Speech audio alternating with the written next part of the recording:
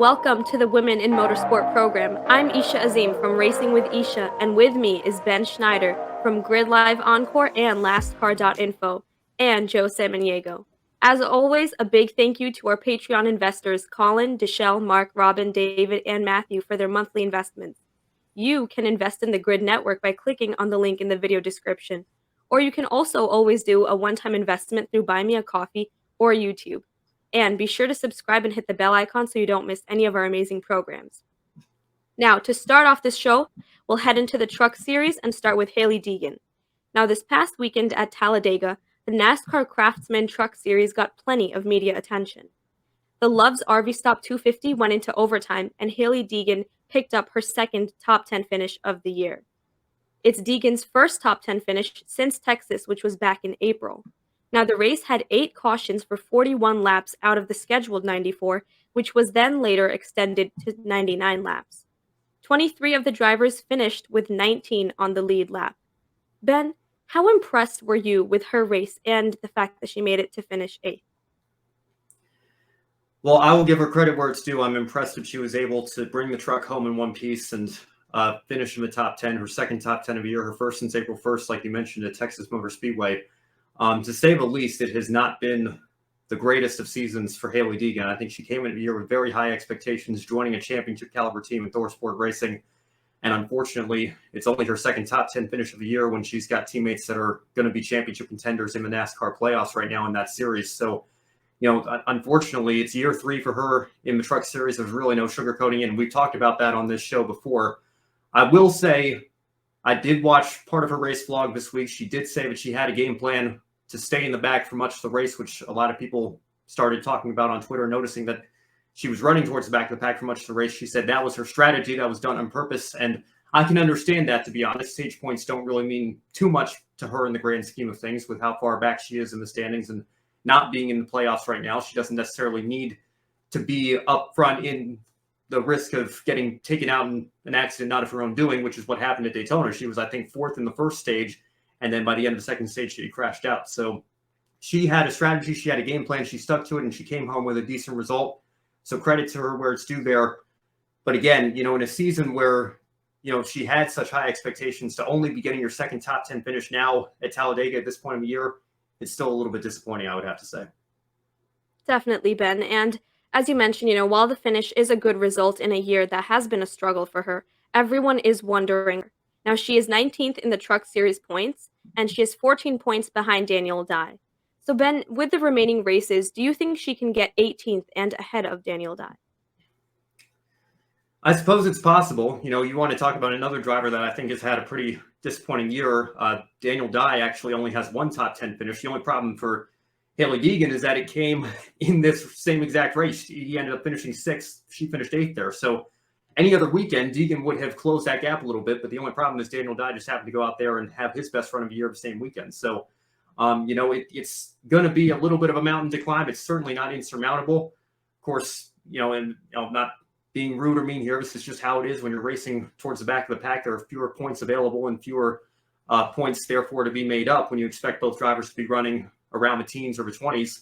I would expect that probably to be where Deegan and Dye are both running at Homestead and Phoenix. So if Deegan can maximize her opportunities, if she can work some strategy, maybe pick up some stage points in the final 2 races of the year, it's certainly possible to leapfrog a couple of drivers in the standings. But again, I think the big thing for Deegan is just going out the last 2 races here, bringing the truck home in one piece and continuing to gain as much experience as she can and trying to aim at least for another top 10 finish. I think if she can do that, 2 top 10s in the last 3 races of the season, wherever she's going in 2024, and I'm hearing rumors that the AM Racing Xfinity may be open.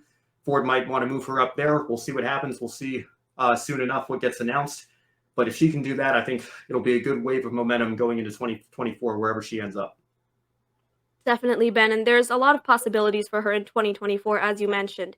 But now let's look towards another female driver. We've got Jennifer Jo Cobb. So she attempted to make her second Truck Series start of the year this past weekend. However, she failed to qualify. So what can you tell us about where things currently stand with her number 10 team? Yeah, I felt quite sorry for Jennifer, to be honest. I know that, she's had to scale back her program quite a bit the last couple of years. And this is a track where she's historically run well in the past. I think people might forget it was only 3 years ago, but she led a pack of trucks that was off strategy, off sequence, and ended up leading 16 laps that day. I think came up just 3 laps short of becoming the first woman to lead the most laps in a national touring race in NASCAR. So she has had some strong runs here in the past. She's been able to, maintain, pace with the draft and run competitively in the past. She, of course, scored a 6th-place finish at Daytona several years ago.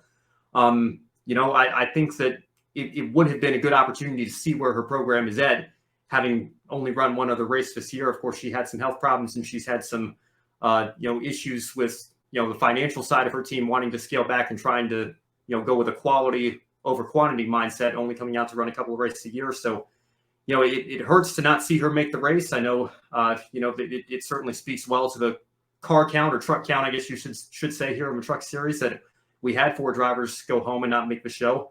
But unfortunately, Cobb was one of them. And I don't know exactly what her program is going to look like in 2024. I imagine she wants to start coming back to as many races as possible. But I think for a program of her size and her budget, it's probably best for her not to run the full schedule and try to go out to certain races like Talladega and maximize her efforts there.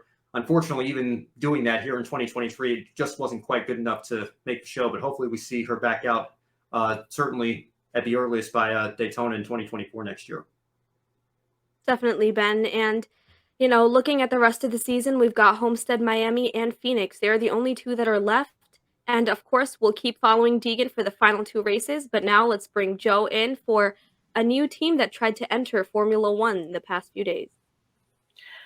Yeah, one of the big things, of course, last week it was made public that the FIA rejected all potential new Formula One teams except Andretti Global. They were the sole survivor to advance on to the next round. One of the teams rejected, though, was Rodin, a car manufacturer in New Zealand. Now, they have a presence in Formula 4, GP3, Formula 3, and Formula 2 through a partnership with Carlin Racing. And one of the big things that stood out from their application was this one detail. In their application, Jamie Chadwick was set to be driving for the team. Now, Ben, I know we've followed Jamie Chadwick a lot through the W Series over the past years, Indy Next. Isha, I know this year we've been seeing what she's been doing in Indy Next. So how surprised were you to hear that Jamie Chadwick, if this team was to essentially be approved, they were going to put her right away in F1? Joe, I was pleasantly surprised. I was actually really excited when I saw this news because looking at the details of their bid, they had guaranteed that one of their seats would have gone to a female, and that would have been Jamie Chadwick. And had their bid been accepted, Chadwick would have been the first woman to race in Formula One in recent times. And I think the last time we saw a woman racing in Formula One was, I believe, Layla Lombardi in 1976. So, it would have been really, really amazing if their bid had been accepted and she would have been a part of Formula One. But, I just hope to see her or other women in Formula One racing soon. I think that would be something really, really interesting to watch. So I think this project has amazing intentions. And I think if this had been a goal, say, 3 to 5 years down the road, like in 2027, 2028, I think the bid might have been a little bit stronger. I want to turn the clock back a year. Colton Herta was trying to get into Formula One with AlphaTauri. He had, I believe, 32 super license points to his name, short of the 40 required for a Formula One drive. And he applied for an exemption. AlphaTauri applied for an exemption on his behalf. They were denied that. I don't know off the top of my head how many super license points Jamie Chadwick has. I assume she has some from her W Series championships. I'd imagine she's not nearly as close, however, as Colton Herta was. And if you look at what Jamie Chadwick just did in Indy Next, I know she was a rookie. I know she was going to all these tracks for the first time. I know the car drives slightly differently from the not slightly, very differently from a W Series car, which she'd been used to the last several years. Her best finish was, I believe, 6th when you were there, Joe, at Portland. So I think Chadwick is still at least 1, probably 2 years away from an IndyCar drive. I don't know that putting Jamie Chadwick in a Formula One car right away with this project would have been a great idea. If Rodin had come out and said, we want a woman on the F1 grid within the next 5 years, or looking 5 years down the road, that's one of our goals, and we're going to do everything we can in our power to make sure that happens and have that commitment.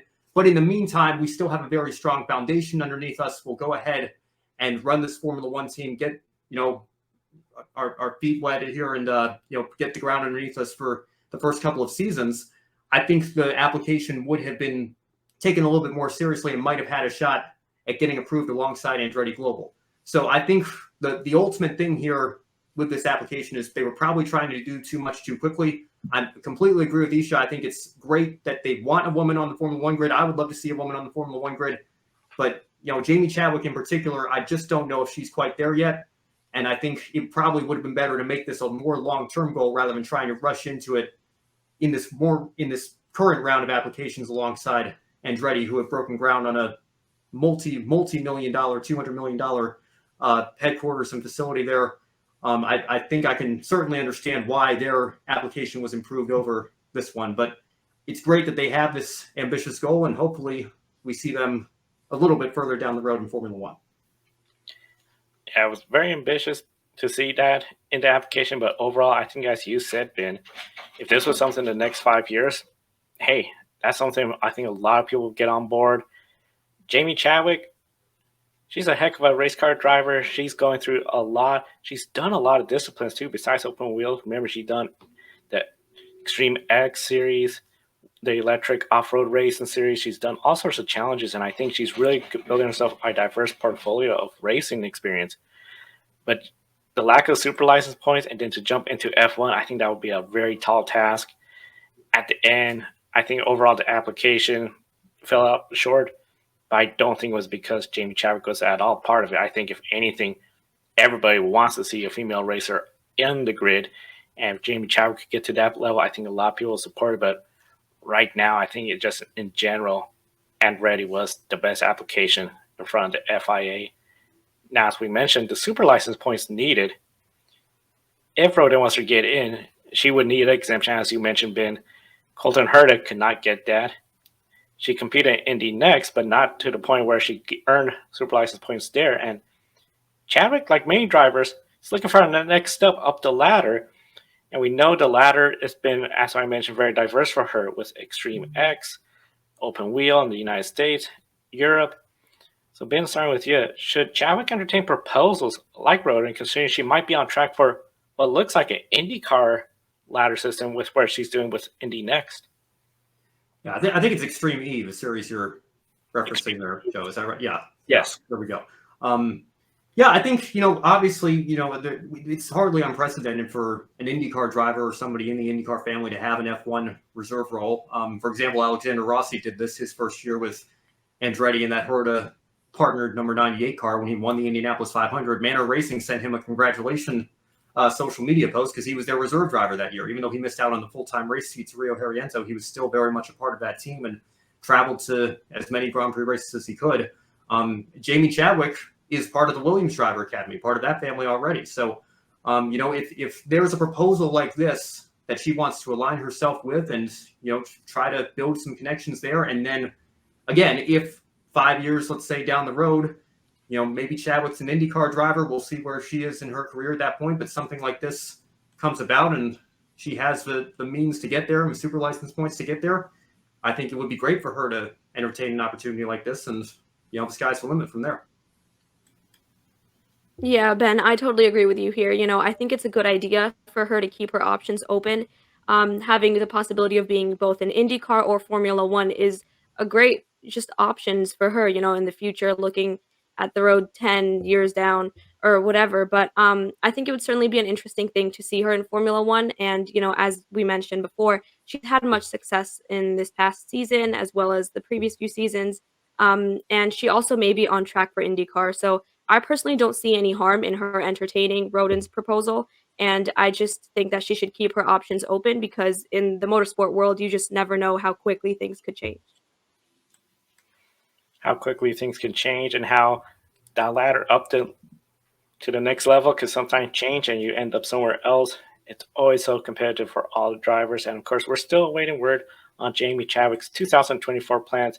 Once we hear about that, we'll report it right here on the Grid Network. So be sure to subscribe to us right here on YouTube. Now, Isha, we bring back to the United States to Salem for essentially some ARCA racing. Yes, Joe. Now we're going to be taking a look at Tony Bredinger. So Salem was the site of the ARCA Menard Series Atlas 200. Now, Tony Bredinger was back in the number 15 Toyota owned by Venturini Motorsports. Tony Bredinger picked up a 4th place finish at Salem, which was her 4th top 5 finish this season. Following a 22nd place finish after the accident at Phoenix, her worst finish was 12th, 3 times at Talladega, Charlotte, and Bristol. Now, with 4 top 5s and 8 top 10 finishes this season across all ARCA competition, it has been a turnaround after finishing outside the top 20 in the first 2 races. So, Ben, was there a turning point this season that suddenly we saw Tony stepping up, or is this part of the gain experience and seat time? Well, the turning point, I think, was actually the Phoenix race. And I said on this very show, this is unequivocally the best run of her ARCA career, even though she didn't get the result and got crashed out there at the very end. She showed that day that she had taken a step forward in the offseason and was capable of running at least much more competitively. And then having had more opportunities throughout the year, she's gotten those finishes and gotten those results.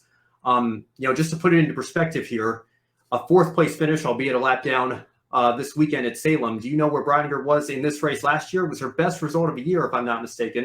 And it was only an 8th place finish, and she was 5 laps down. So I've said multiple times she deserves a tremendous amount of credit for the steps forward that she's taken. I still think there's another gear to be unlocked. I don't know that she's unlocked that race-winning pace yet of her Venturini teammates, and we'll talk about that here next question, I think. But Phoenix, to me, was honestly the turning point. Even though she didn't get the result that she wanted, that she, to be honest, deserved that night. That was when I first saw that pace unlocked in her, and she certainly was capable of showing that throughout the season, particularly these last several races. My 3rd place at Kansas was, just another example of that. Yeah, and while Tony has performed better compared to last year, Ben, Venturini is one of the top teams in ARCA. So how would you rate Tony's season with her teammates?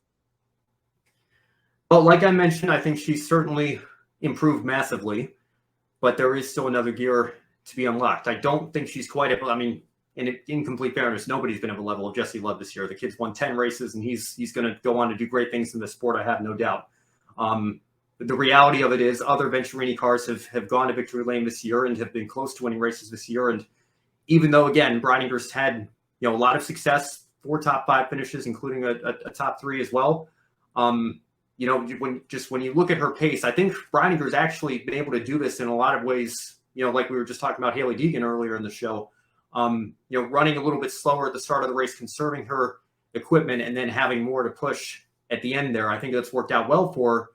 But I don't think you're going to win an ARCA race like that, taking on names like Jesse Love and William Sawalich whenever he's in the 18. Whoever's in that 18 car is obviously a very tough entry to beat.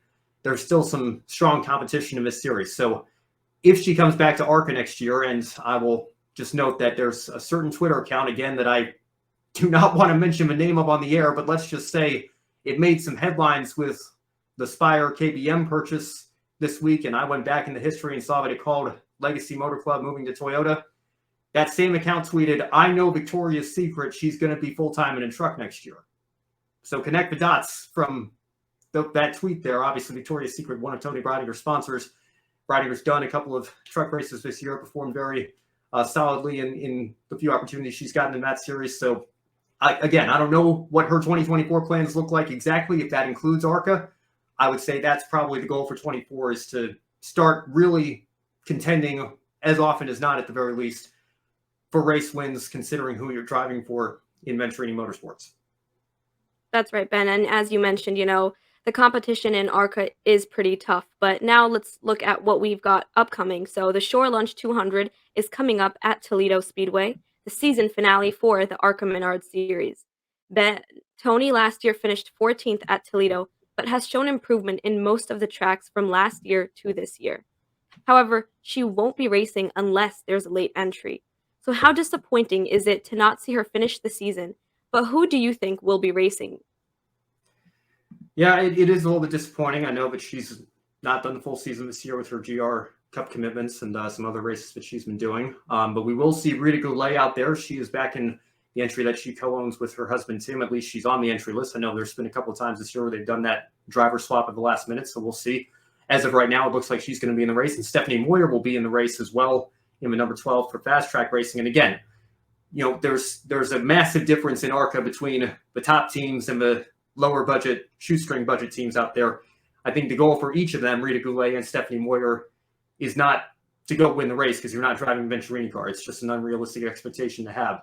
I think the goal for them is to log all the laps they can, gain as much experience as they can, and bring the cars home in one piece, gaining as many positions as possible as cars fall out of the race. And Salem in particular was a race of very high attrition. So I think Brayton Laster was actually in that 31 car, ended up finishing 9th, if I'm not mistaken. So that a goal like that should be where Rita Goulet and Stephanie Moyer are going into this final race of the ARCA Menard Series season. Of course, the championship's already decided. Jesse Love only needed to take the green flag this past weekend to clinch the title. And then when you look at Venturini, Tony won't be there, but Mamba Smith, a great opportunity for Dylan there. If you're on NASCAR Twitter, you probably know who I'm talking about. He did a race last year with Young's Motorsports, performed very well. This is a great opportunity for him. I know he only gets to do 1 or 2 of these a year, so I'm very excited for him to have that opportunity. And then Sean Higurani, I guess you would say the ARCA Menard Series West champion-elect in all likelihood, given what's going on with Landon Lewis right now. He will be in the 25. So I suppose it's possible Venturini could bring that 55 car out there. Maybe we see Tony Broniger compete one last time, but at the moment, she is not currently on the entry list. Yes, Ben, and as you said, the championship's almost decided at this point. But now let's bring Joe back in for the Formula One Academy Spotlight. Formula One Academy, we're 2 weekends away from their season-ending weekend. At Circus of the Americas, 3 drivers are still left in the championship hub for the F1 Academy. Marta Garcia leads Lena Bullard by 48 points, and there are 67 points up for grabs that weekend. Hamda Al-Kabasi, she is in a must-win situation, essentially. Overall, pretty good season, but one of the big things is what we've seen is the consistency. Lena Bullard, she has been one of the most consistent drivers, only 2 retirements, and with those 2 retirements, those are the only 2 times she did not score points. Hamda Al-Kabasi has 4 races where she didn't score points, and Marta Garcia, the most wins. But here's the thing, Marta essentially struggled with the bad luck all weekend. If that was to happen to her, then you see Hamda Al-Kabasi in it, especially if she gets up towards the front with MP Motorsports equipment. Garcia's best finish in Circus of America is 15th in the W Series, a last race there, and unfortunately it was the last race for the W Series. So overall, the scenario, game over if Marta Garcia leaves first with a 39-point lead or more after the first race weekend. So basically finish ahead of Lena Bullard, you pretty much are all set. However, if you're behind Lena Bullard, if you're within 1, maybe 2 positions behind Lena Bullard, depending on where, you'll still have the championship wrapped up. And no matter what, Marta will leave the points lead after this race. So that's a big thing. Isha, Ben, when it comes to Marta Garcia, do you believe she has one hand on the championship as we approach this weekend? Joe, I think she does. I'm not sure what Ben's going to say here, but I think she definitely does. And it reminds me a little bit, not completely, but a little bit of the Max Verstappen situation in Formula One. Because with Max, we did a bunch of math over the past few races, seeing how many points it would take, what kinds of different scenarios would have to happen, and betting on different drivers, thinking that they could maybe take the lead or take a win in each of the races. But I think that Marta Garcia has a similar situation here. I think that she's definitely going to take the championship. Well, Isha, I agree with your conclusion. I don't necessarily agree with the Verstappen comparison because through 18 races this year, 6 rounds, 18 races with 3 races per round here.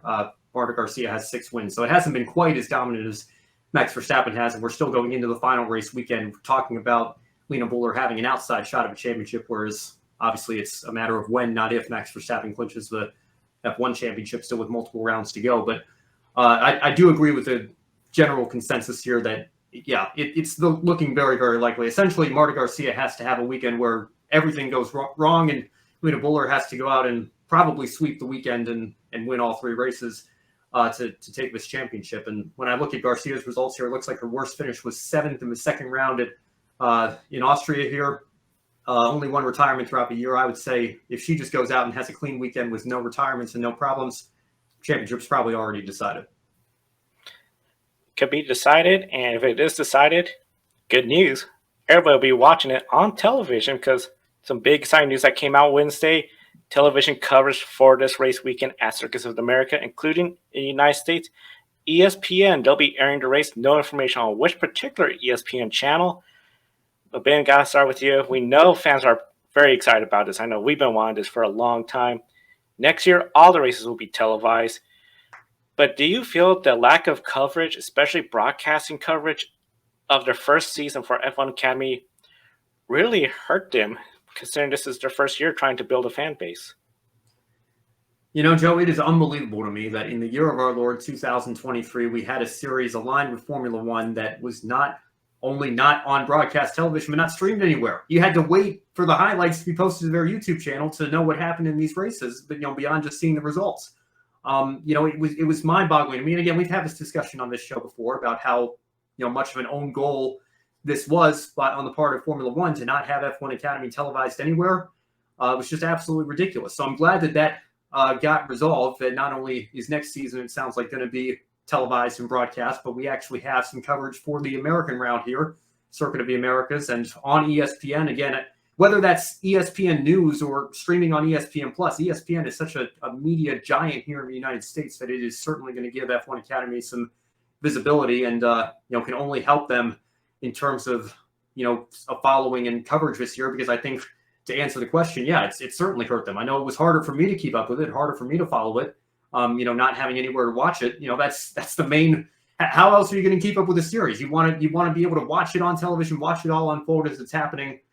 And it was, to be frank, inexcusable that, again, in 2023, we had a series, on this level, backed by Formula One, that did not have that option. So it's again, very frustrating that we have to celebrate the fact that it's so much is going to be on television for the last round. But here we are. I'm glad that they got their act together here in time for COTA, and looking forward to checking it out in a couple weeks. Yeah, I definitely agree with Ben here. Having to just watch the race highlights afterwards is like, I'm going to make an analogy here, but I'm also a big soccer fan. So it's like having to watch any of the big World Cup, games after it happens, which, what's the point of watching that when you already have the results, you already know who's won. There's no really point in watching the highlights. But the fact that they were trying to grow their base, trying to grow their viewership, and didn't have their races broadcasted live, that's a big, that's not great, looking great for them. But I'm so glad that they're finally going to be broadcasting it live on ESPN. That's definitely going to help them in, making the Formula One Academy more well-known, and growing their viewership, growing their fan base. It's going to definitely help with all of those things. But I think this step should have definitely been taken earlier, as Ben mentioned. Yeah, well, Isha, if I could just bounce off of that, because I've been, I've really been getting into soccer over the last couple of years myself, but I still remember that rant that then ESPN analyst, now Apple TV analyst Taylor Twellman went on when the U.S. failed to qualify for the World Cup in 2017. It was on SportsCenter. It was on ESPN News, which you may think of as like a third or fourth tier cable channel, but it's still a part of the ESPN family. And again, just having that name recognition, that was a viral moment that was able to take off and be seen by a lot of people, despite the fact that it was on, again, ESPN's fourth tier cable channel. So whatever part of ESPN it's airing on here, it is a fantastic platform for this series to be on, especially considering ESPN has the television rights to Formula One itself here in the United States. I'm looking forward to seeing, the coverage and what comes of that, and then obviously what we get to see in 2024 as well. It's going to be great to have televised coverage of F1 Academy's season-ending weekend at Circus America, and of course next year. And we're going to be very thrilled to be following them throughout the year, especially if you subscribe to us right here on the Grid Network, so that way you don't miss any of our coverage of F1 Academy, any of the women in motorsports, and of course the Grid ranking, all the series in there, and the Endurance Performance Index. So be sure to hit the bell icon so you don't miss any of our programs. We got Grid Live pre-race tomorrow. We're going to preview the sprint race and the Grand Prix. As Isha mentioned, Max Verstappen looking to claim that championship. We also have NASCAR and the Great Race of Australia, the Bathurst 1000. Be sure to buy a cup of coffee or a YouTube super chat or a YouTube thanks, especially for a person on the Grid Network theme. We'll definitely make sure they'll thank you on the air if you buy them a cup of coffee or send them a thank you YouTube super chat. And big thanks to our Patreon investor, Colin Schell, Mark, Robin, David, and Matthew. They invest in us each and every month. They help us pay the bills, stay stay pretty much on the air, and of course, it helped us expand our coverage, especially 2024, a big year. We're looking forward to it when it starts in January. There's Formula E and then IMSA, Rolex 24 Hours. Don't miss that program. For Isha and Ben, I'm Joe. Thank you for watching today's program. We'll see you next time, and enjoy the races. Thank you for watching us right here on YouTube. Be sure to subscribe and check out some of our other videos, including Life on the Grid, where we interview folks from the motorsports industry. Thank you for watching. We'll see you next time.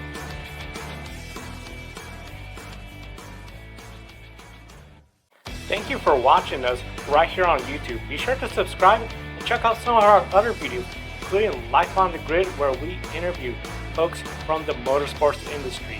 Thank you for watching. We'll see you next time.